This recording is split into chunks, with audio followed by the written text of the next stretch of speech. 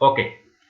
Uh, this session, the second session, we are going to study uh, sampling procedure in qualitative study and mixed method research, as well as data saturations. These two components we try to uh, to learn from this session. I hope you know what is sampling. Even in our quantitative research module, we studied what is sampling. So just I wanted to recollect what is sampling. Sampling is the process of selecting a few from a bigger group to become the basis for estimating or predicting a fact, situation, or outcome regarding the bigger group. If you want to study the entire population of the country, if you want to study entire population of the country, it is not possible. It is not easy to study entire population. If you want to study entire population, then you need to go for enumeration. You need to go for a census. Except government, it is not easy for individual researcher to do a census. It is not possible. Census, there is no need for sampling. But apart from census, you need to have whatever research you are doing, you need to follow certain sampling procedure. That's what. So sampling is the process of selecting a few from a bigger group to become the basis for estimating or predicting a fact, situations, or outcome regarding the bigger group. If you want to estimate the knowledge level, or if you want to estimate the behavior, or if you want to estimate their opinion, are predicting their opinion, predicting the fact, selecting the situations or outcome, you need to go for a sampling procedure. So a sample is a subgroup of populations that study is to interested. It's a subgroup of your overall population. It's a subgroup of your overall populations, the one you wanted to study. So sampling is a subgroup of the populations that the study is interested to do. Um,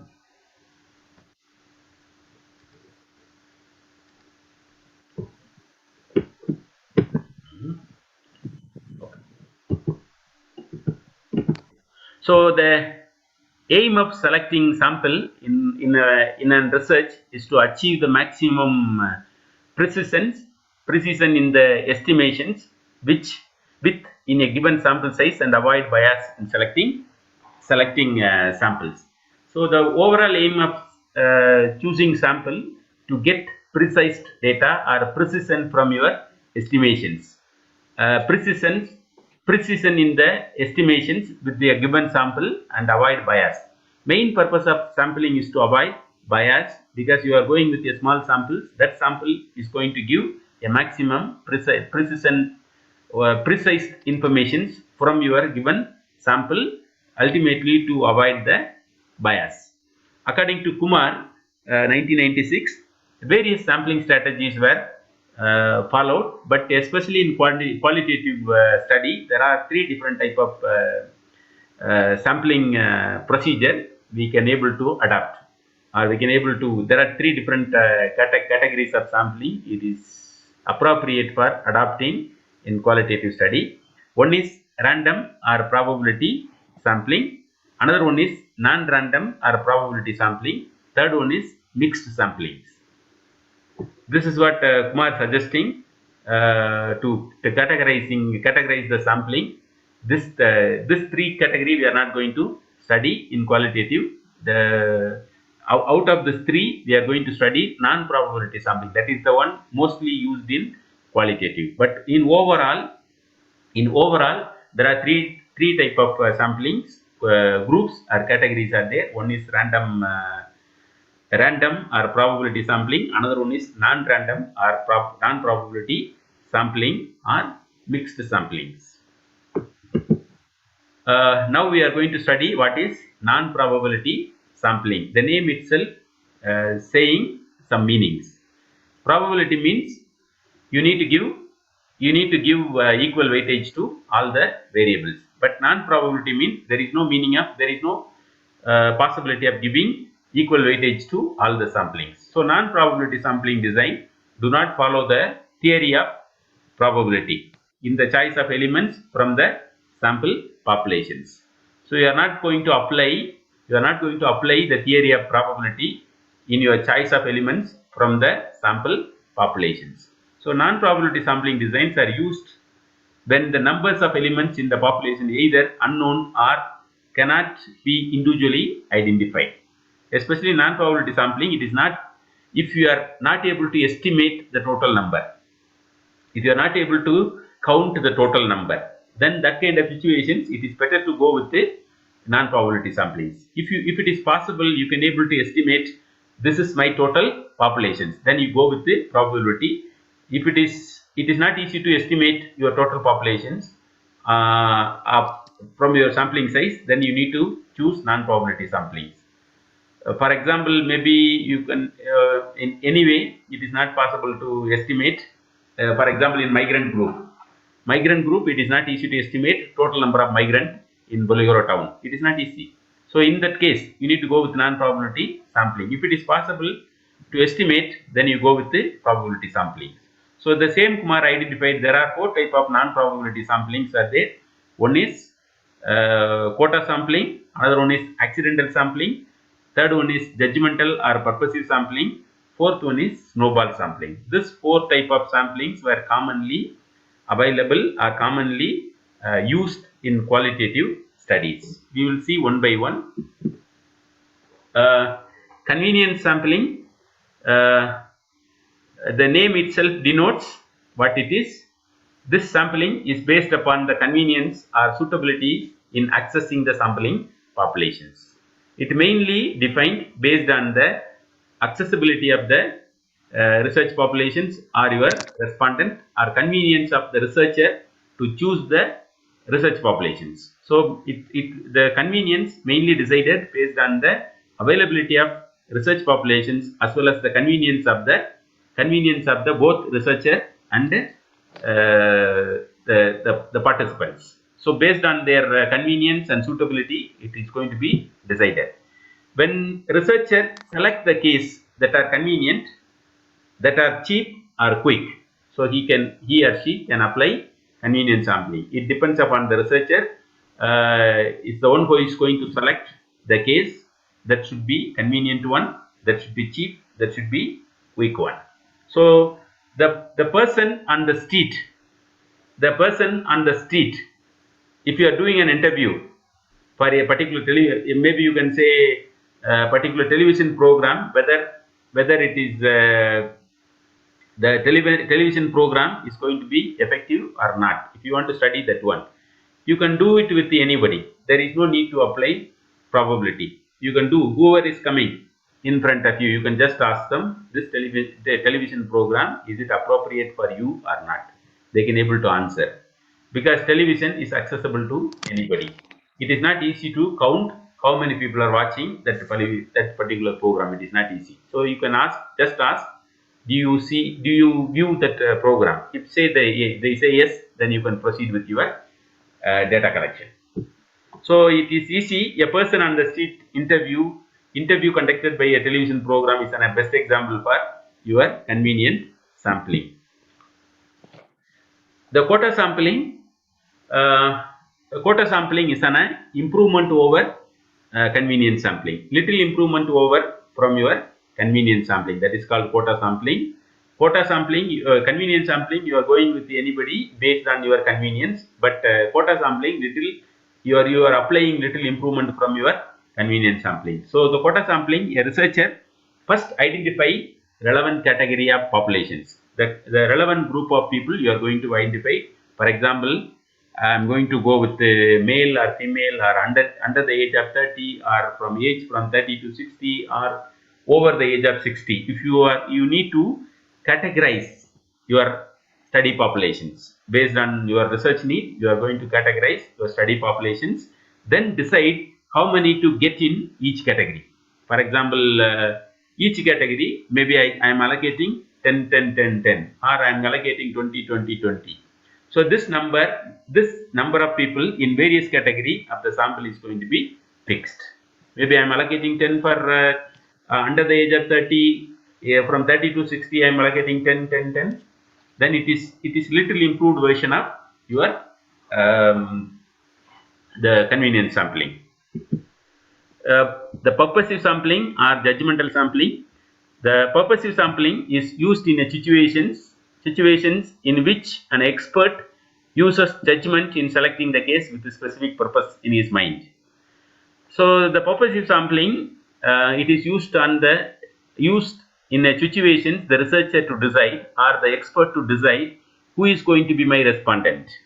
Based on their knowledge, based on the knowledge of the researcher, he is the one going to choose this person is going to be my appropriate respondent. You are going to choose your own respondent based on the knowledge you got, based on the expectations you got, you are choosing the respondent. So this purposive sampling is appropriate in three situations. First, a researcher use it to select unique cases that are especially informative. You need unique study. For example, even yesterday we discussed what was our discussion yesterday, especially ethnography. So the critical ethnography or narrate. If you want to choose, if you want to apply unique cases, then purposive sampling unique cases. If the researcher wants to identify unique cases, you need to apply purposive sampling. The second case, the researcher may use purposive sampling to select members of difficult to reach or specialized populations. Sampling, for example, this kind of categories we used to say sampling hidden populations is recurrent issues in a study are of deviant or stigmatized behavior. For example, if you want to study HIV affected individuals, it is because they are not going to reveal their status. So in that kind of situations, you can apply this as an effective sampling procedure. So somebody don't want exhibit their identity in that kind of cases. Purposive sampling is going to be the effective tool. In third situation or another situation for purposive sampling, it occurs when researcher wants to identify particular type of cases for in-depth investigations. If you want to go with the in-depth interview on particular issue, so you need to go with a more or deeper knowledgeable. You need to identify deeper knowledgeable persons. In that case, this will be the effective tool. Snowball sampling. Snowball, also called as network sampling or chain referral or reputational sampling. There are three different names are there for snowball sampling: network sampling, chain referral, reputational sampling. It's a method for identifying and sampling the cases in a network. It's based on a analog to a snowball, which begins a small but become a larger as it is rolled on the wet snow and picks the additional snow. In that case, it is going to be, for example, I can able to say maybe I identified Magasa as my first respondent. So I can ask Magasa after completing the questionnaire who is going to be the appropriate person to answer this kind of questions. Then you are going to refer somebody. Then I am going to do interview with him. Then I am going to ask the same questions to him to find out another respondent. So this link will go from person to person. When you reach data saturation, when you limit yourself, this is the highest level of information I gathered. Then you stop your sampling procedure. Or sometimes you may lose. Sometimes you may lose the snowball. Maybe some of them are not able to identify the. Sometimes you may not some participants may not identify their relevant the continuation of the chain. So snowball sampling is a multi-stage technique. It begins with one person or few people or case and spread out into, and the basis of link the initial case is going through. So this is one of the method. Now I am summarizing. Each of the categories. For example, in the purposive sampling, get any case in any manner that is convenient for you. Quota sampling, get the preset number of cases in each of the several predetermined category that will reflect the diversity of the population using quota sampling. Then purposive sampling, get all possible cases that fit particular criteria using various methods. Snowball, get cases using referral from one or few cases, then referral from those cases, and so forth. So in this way you can do non-probability sampling. So there are questions. There are questions for further discussions. The qualitative researchers tends to use non-probability or non-randomized sampling. Discuss the statement from your practical research point of view. So the question here, qualitative researchers were found to use non-probability samplings. In that case, discuss this statement from your why the qualitative research only go with the non-probability sampling or non-random sampling. You need to discuss from your um, you need to discuss from your point of view. So you are also asked to mention any 4 chief characteristics of following sampling method. You need to identify the chief characteristics of the sampling method we discussed: quota sampling, accidental sampling, judgmental sampling, or purposive sampling, or snowball sampling. Now we are moving to data reduction or saturations in qualitative research. Um, I already told you, for example, in snowball sampling, what you are doing, you are continuing the link. You are using the same questionnaire to each and everybody. So everybody, the link will goes in a larger number. You are generating larger volume of informations. You are generating huge informations. So at one point of time, you as a researcher will decide, I reached a maximum level of data I already reached from the data collection process. When you feel this is the maximum level, or there is no new informations coming, all the what informations are coming, it is already derived from other respondents. If you feel like that, that is called data saturations or data reductions. So the data saturation and data reduction is very much important component, because you as a researcher going to decide, going to decide what is data reductions when you are going to stop your data collection method. Where you need to finish your data collection method. That for that purpose, data saturation is going to be used. So data saturations, it entails bring a new participants continually into a study until the data set is complete, as indicated by the data replications or redundancy. So you are applying your data collection method with continuously to the new populations, but at one point of time you need to feel there will be replications. The data replications is very much limited or redundant for your data collections. If you feel that one, that is the stage. That is the stage. That is the stage. This is going to be considered as a data reductions. In other words, saturation is reached when the researcher gather data to the point of diminishing the return when nothing is being added new. So when you as a researcher, you need to say there is no new informations are coming. All the informations coming right now is already generated from previous interview. If you are saying like that, then it is going to be data reduction. Um,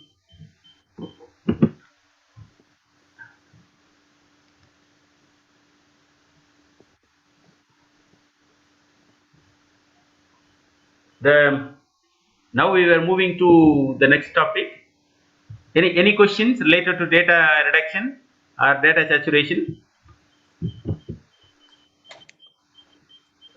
Megasa Still bro. and Tekele, any questions related to data reductions or data saturation?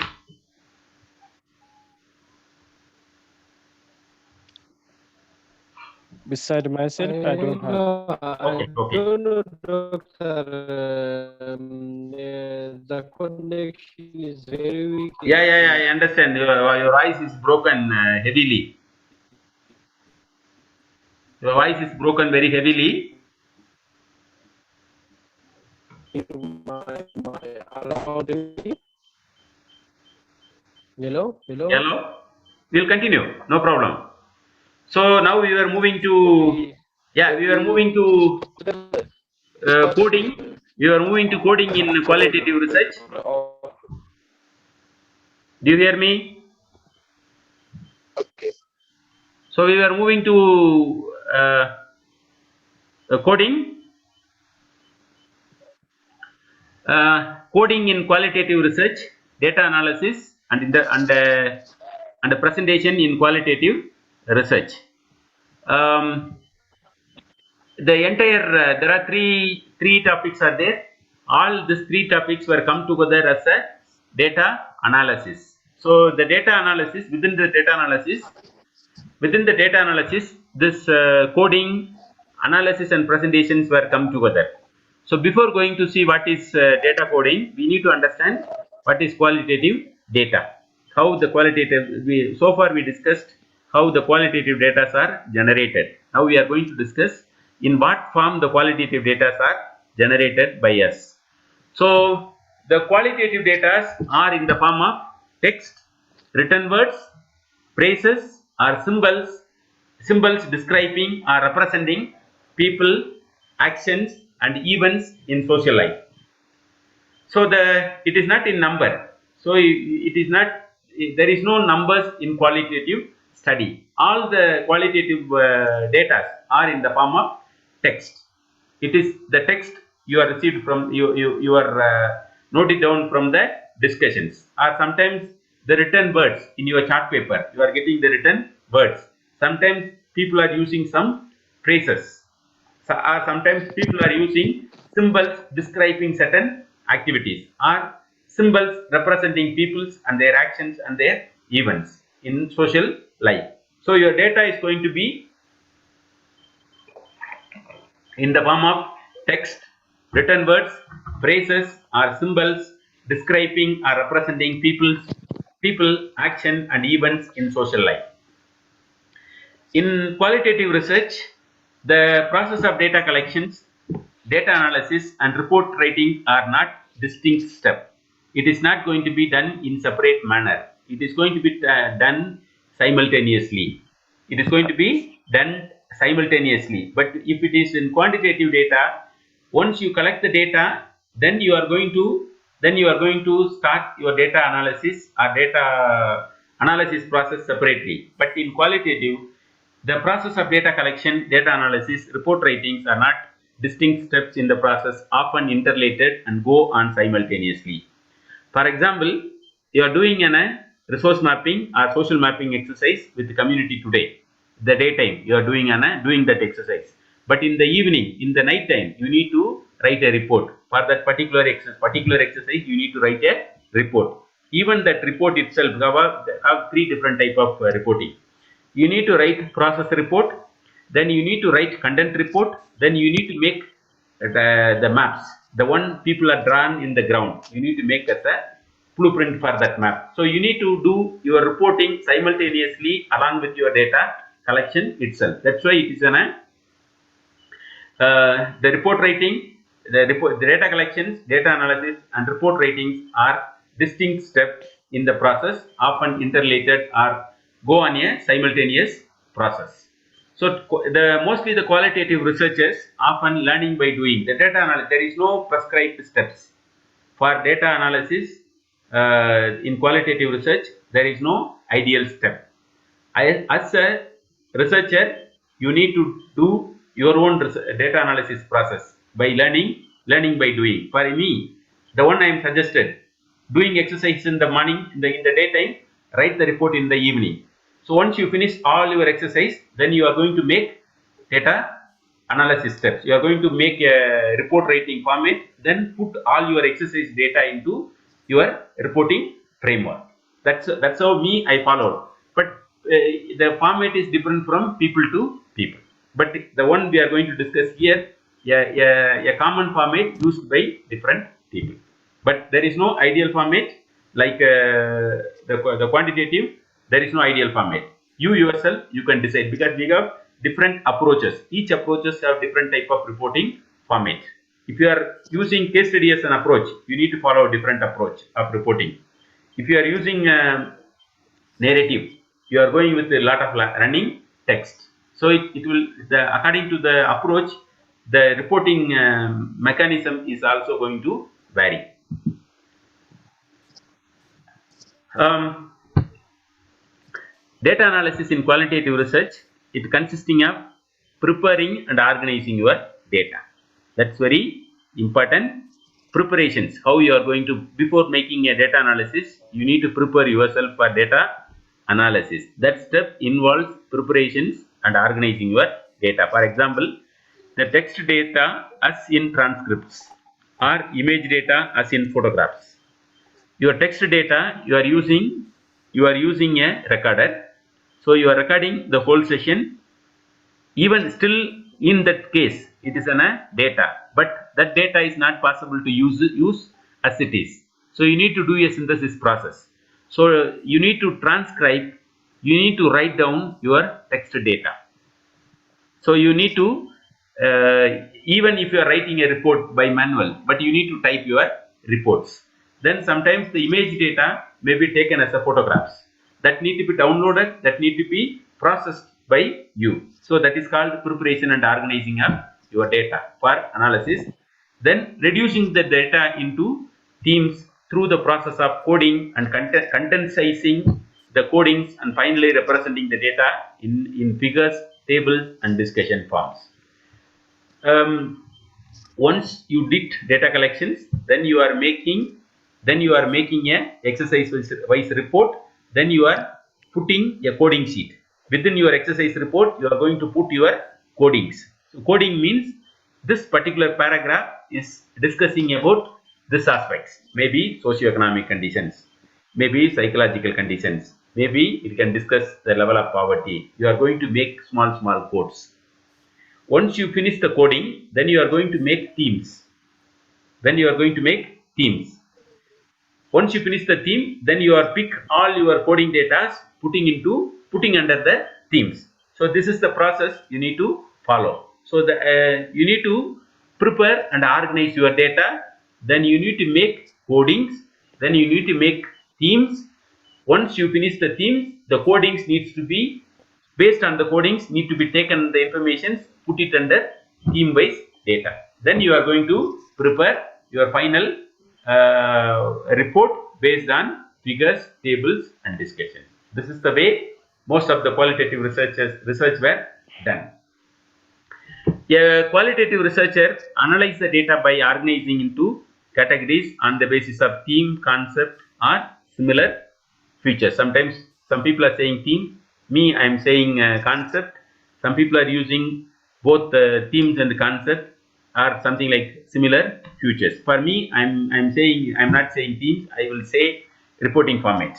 Once I finished all my data collection things, writing field reports, then I wanted to prepare reporting format. So under that reporting format, I will collect exercise wise data. I am putting it, that exercise data technically you need to say coding. So coding and theme. So now we are going to study what is coding, what is theme. Coding in qualitative research. Coding data has a different meaning and role in qualitative research. Coding means identify subtopic. That is called code. What do you mean by code? See, if you are writing a paragraph, then you need to make some codes. What that paragraph is speaking. So you are making a single word. That single word is going to denote what this paragraph is speaking.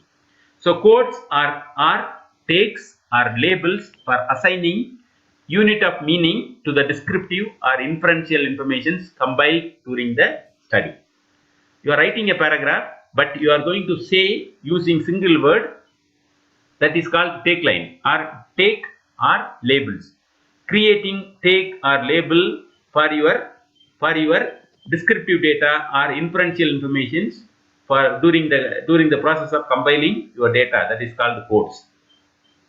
So these codes are usually attached to chunk of varying size, sometimes words, sometimes phrase, phrases, sentence or whole paragraphs are connected or unconnected to a specific settings. So this coding has two simultaneous activity: mechanical data reductions and analytical category of your data into theme. There are two roles the codings are doing.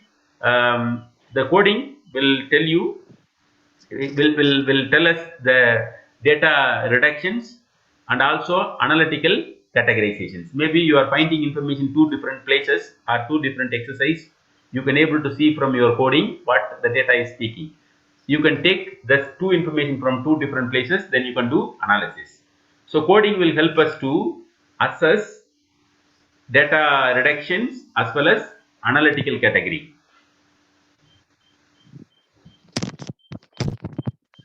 So there are three kind of qualitative data coding. First one is open coding. The open coding is performed during the first phase of first pass through the recently collected data. The researcher locate the themes and assign initial codes or labels in first attempt to condense the mass of data into categories. So when you are doing a field exercise, once you finish your field exercise, then you are writing a report. So the report is going to be 5 or 6 pages of report usually. So within the 5 or 6 pages of report, the initial step supposed to be creating open coding. You are reading the report, then you are making some codes, or you are categorizing the informations. That is what open coding is saying. So you are categorizing your exercise data.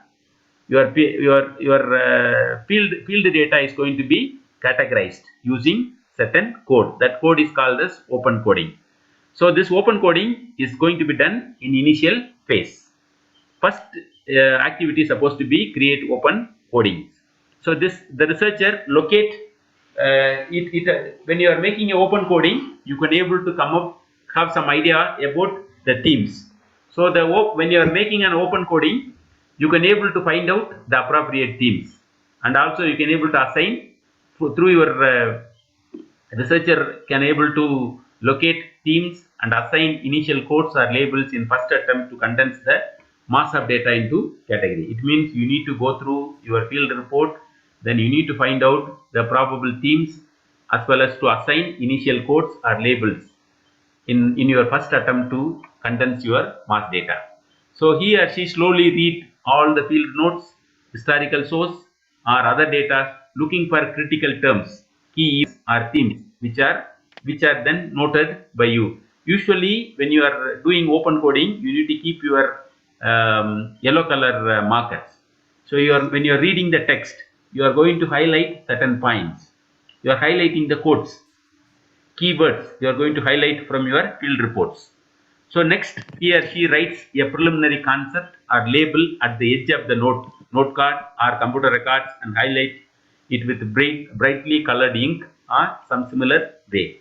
So each paragraph you are going to highlight certain keywords, or you are going to write down the keywords along with that paragraphs, or you are going to mention in your computer, if you are using any software, you are going to mention certain keywords from your software.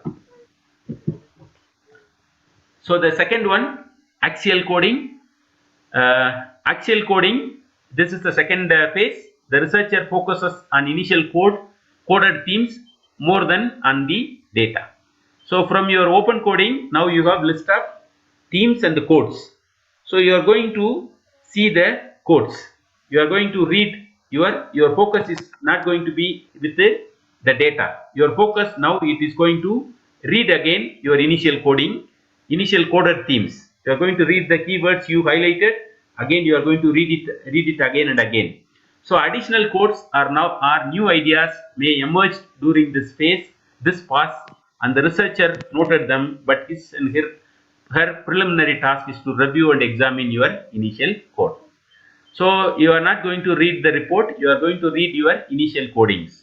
Once you read your initial coding again and again, you are going to get new ideas, and maybe new themes will emerge from your initial codings. So through your primary task, through your review and examining your initial code, you will get new ideas or new themes. Then the researcher moves towards organizing ideas or themes and identify axis of key concepts in your analysis. You are going to, when you are doing actual coding, that time you are going to get the themes. Maybe this should come first, this should come second. You are trying to connect the first theme into second theme. So you are going to get axis or connection between different connection between different themes. So from that themes, you are going to do you can get the conceptual, the key concept in your analysis. So during actual coding, the researcher asks about the causes and consequences, conditions and interactions, strategies and process, looks for categories or concept that clusters together. Then you need to cluster it together. So maybe from your actual coding, you can able to find out the reason for certain causes. You will get extra answer from different exercise. You can able to ask the researcher ask about causes and consequences of particular event, conditions and interactions, strategies and process, looks for different categories or concepts that can be clustered together. You will get an idea about the holistic picture of your data through your actual coding. The third one, selective coding. This is the last pass through the data. He or she has identified major themes of the research project. So selective coding, after the actual coding, you are going to come up with the themes. You are going to finalize your themes. So selective coding involves scanning data and previous codes. So you are going to segregate or scanning your data, then picking data from actual code, you are put it under themes. So social work researcher looks selectively for cases that illustrate themes and make comparisons and contrast after most of all data collection is completed. So they begin after they have well developed concept, have started to organize their overall analysis around several core generalizations or ideas. So selective coding, you are going to club the same codes into theme. That's what your third step you are going to do under selective coding procedure. Now we were moving to the common method of analysis used in qualitative research. So there are two type of common method of analysis used in qualitative research. First one, thematic analysis. Second one, content analysis. There are two method of analysis were used. When you are finishing your coding, either you need to go with the thematic analysis or you need to go with the content analysis.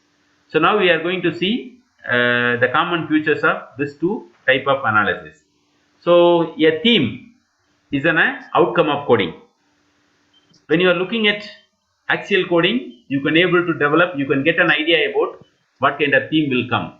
So when you are finishing your actual coding, you can in your third process or selective coding, you will arrive as a draft codings.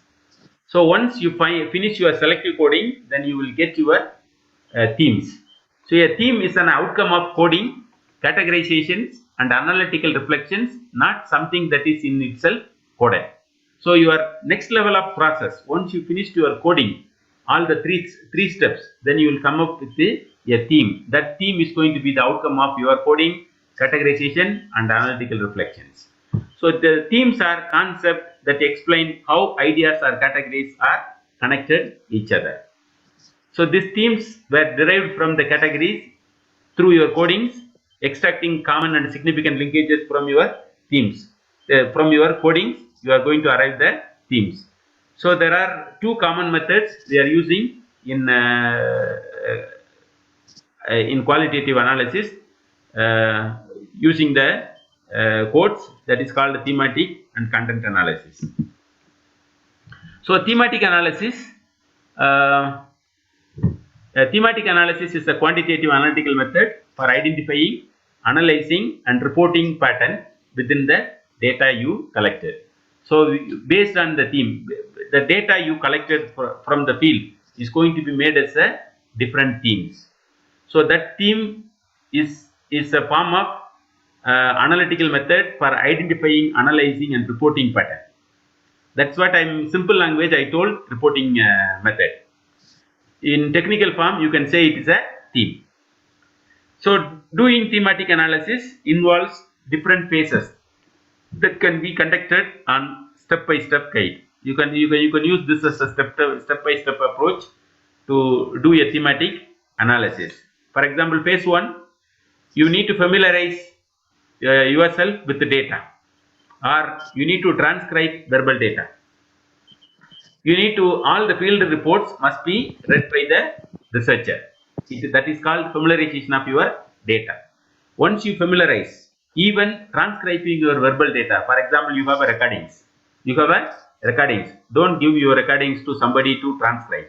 As a researcher, you need to transcribe your recordings into words. That will give so much ideas. So familiarization of yourself with the data, it includes transcribing the verbal data. So then once you finish familiarizing your data, reading and again, it will give you new knowledge. It will give you in-depth understanding about the problems or phenomena. So once you finish that process, then you need to generate initial codes. Generating initial codes, that is called open codings. So that open codings, you can get different ideas. Then once you generate initial codes, then you can go for searching for the theme. Initial coding supposed to be involve open coding as well as axial coding. Once you finish initial coding, then you go for a purposive coding. That purposive coding means searching for a theme.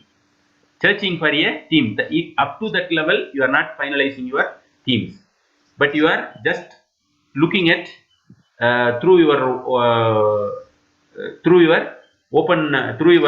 purposive coding. You are going to pick, this is going to be theme or this one is going to be theme, but you are going to look at different type of themes. That is called searching for themes. Then once you have draft codings or searching for themes, then you are going to review the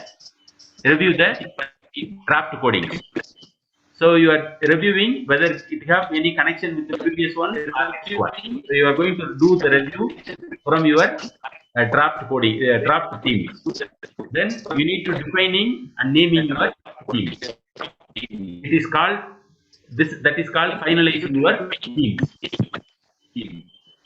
That is called finalizing your theme. That is defining and naming your themes. Then you are producing a report. Once you defining and naming your themes, then you are going to produce a report which consisting of tables, figures, and descriptions.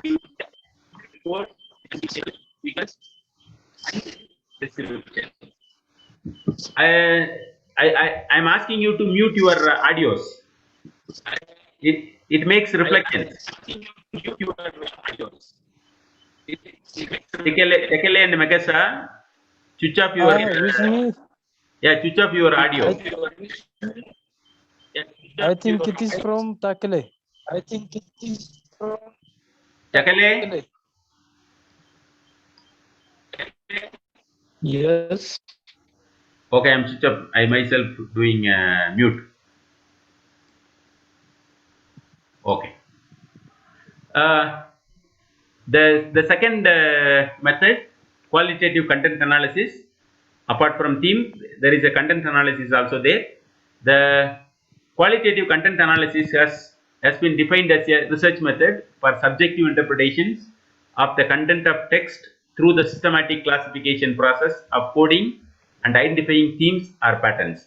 This also same process, you need to go for coding as well as theme, but here you are going to do based on the subjective interpretations. You are not going to look at all the whole data, but you are going to look at from the subjective point of view. So qualitative content analysis is mainly, it's a qualitative research method using subjective interpretations of the content of text data through a systematic classification process of coding and identification of themes or pattern. This is an approach of empirical, methodologically controlled analysis of text within their context of communications, following content analytical rule, step-by-step models without rush quantifications. You need to go from the point 1 to each and every step. You need no need to rush your quantification, no need to conclude everything initially. You need to go a thorough process.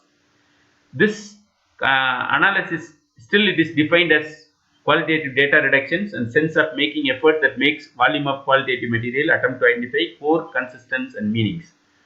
In your qualitative content analysis, because you derived a lot of information from different exercises. So all the exercises need to be gone through, all the exercise data need to be gone through based on your subjective knowledge. So you need to read through most of your exercise, get key points only. You are not going to make exactly the same point, you are just picking the points. For content analysis, you are reading the process text, you are picking points, then you are making a list of points. Before a part of content analysis, you are picking the key points, then you are making your own points, write down all the points, then you are making the report. That's what content analysis. So the qualitative content analysis involve both inductive and deductive analysis. Sometimes you are going to leave out some information, or sometimes you are picking either inductive method or deductive method you are applying in your qualitative content analysis. So this inductive reasoning is the process of designing to condense raw data into categories or themes based on the valid inference and interpretations.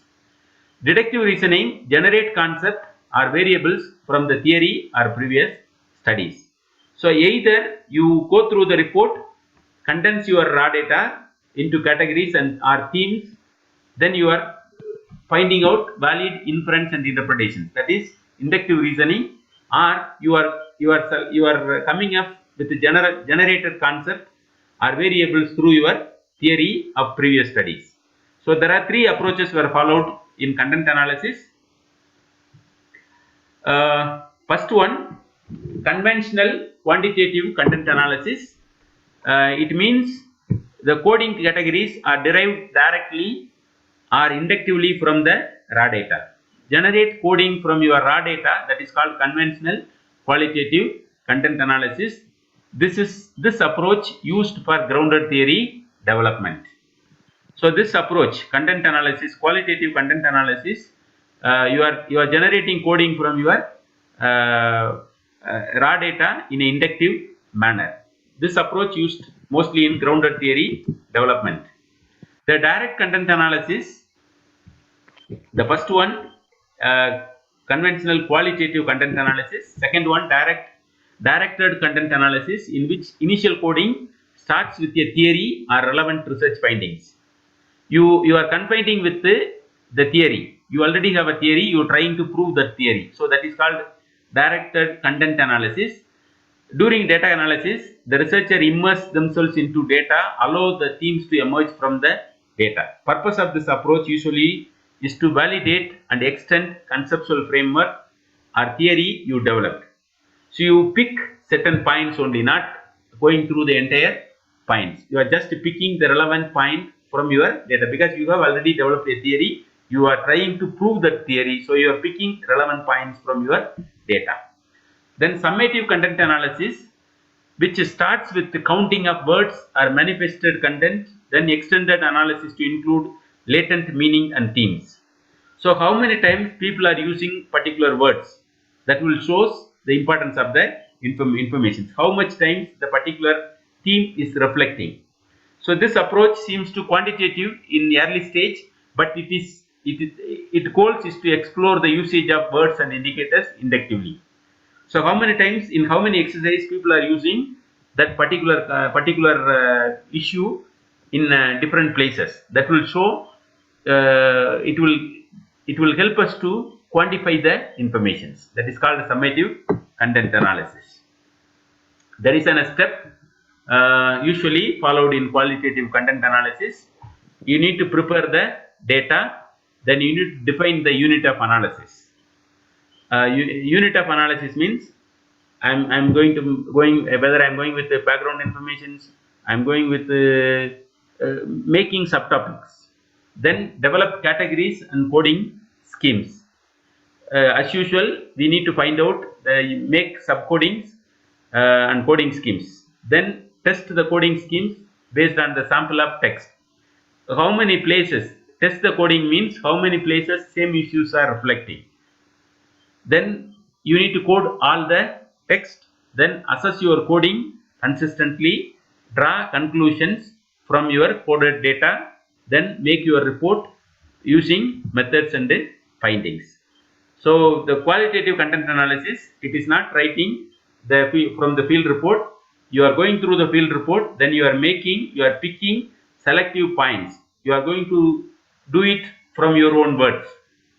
Maybe people are speaking about particular issue in different places in different language, but you are going to make it as a single language, single content. That's what content analysis is going to do. There are questions for discussion. What are all the common data analysis strategies used in qualitative research? Then how might the overall data analysis process be conceptualized in qualitative research? You need to come up with a common method for data analysis. Maybe you can say the preparation and preparation of data, then making codings, then categorizations, then theme. You can develop your own data analysis mechanisms, overall data analysis mechanism, how someone should go with the overall data analysis process. Then what are all the specific data analysis procedure used within each of the approach to inquiry and how do they differ each other. For example, we have 5 different approaches were followed in qualitative study. Each of the approach, how each approach is differ or relate each other in data analysis. For example, in narrative study, how you are going to analyze the data. In case study, how you are analyzing the data. Each approach have different set of data analysis process. You need to find out how each approaches differ in terms of data analysis. There are 2 assignments available. The data analysis part. Analyze data from your data collections from previous studies. Maybe you done some qualitative data collection method you applied. If you have, you can take the data for analytical exercise. Analyze data from your data collections from your previous studies. Analyze the data using steps or phases for your approach to inquiry. Present a summary of your findings or plan the data analysis steps for your projects. What kind of data analysis steps, whether you are going to do content analysis or thematic analysis, you come up with the steps or analytical steps. You need to come up with that using the literature from this notes as a guide. It was a detailed data analysis steps were given in your detailed notes. You go through it, then you plan, you discuss how you plan to describe and interpret your informations for either you go for content analysis or thematic analysis. What are all the steps involved in each of the analytical steps. The one I gave earlier is how you are going to implement. That's what the assignment is asking. I think I wanted to stop it here because next one it will lead to further class. So I wanted to stop it here. Still we have only less than 3 minutes. So I'm stopping here. If you have any questions, you can ask within this 3 minutes time. Do you have any question?